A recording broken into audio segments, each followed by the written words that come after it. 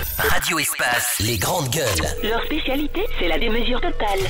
Tant qu'ils ne changeront pas, nous ne changerons pas non plus. Les grandes gueules, à suivre tous les jours sur la radio d'opinion. Radio Espace. Les conseils des grandes gueules, évidemment, on revient sur ce dossier hier. Vous en parlez, ce contrat de travail, Moussa, où vous en êtes?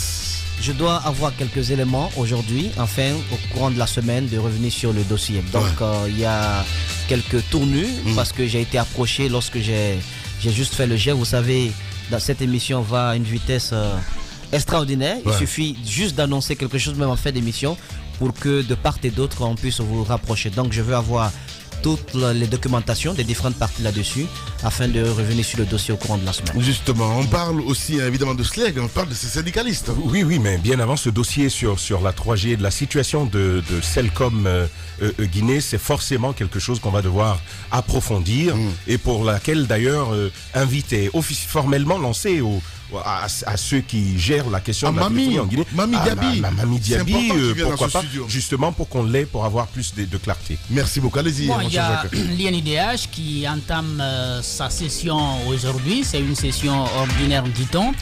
L'INIDH, il se trouve, n'a plus de président depuis que Ali Diaby a démissionné.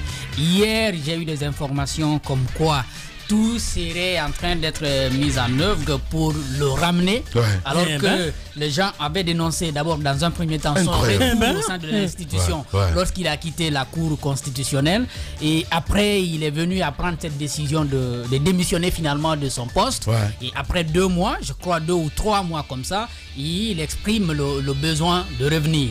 On ne sait pas, peut-être qu'on saura tout d'ici la fin de cette session qui s'ouvre aujourd'hui. Est-ce que c'était la raison pour laquelle il avait démissionné entre les 4 murs en voulant garder l'information et garder la lettre de démission dans le tiroir, en faire un chantage?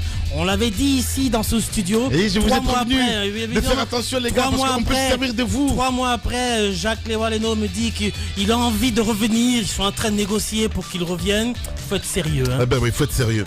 Merci à vous tous. Mohamed Diaby a réalisé cette émission. Mesdames et messieurs, dans un instant sur Espace TV, la rediffusion de votre journal avec Moussa Moïsila. Et sur Radio Espace, c'est Arnaud Béchier qui vous retrouvez pour Zik, l'espace et la matinée. Nous, on se pince ce soir à 20h sur Radio Espace.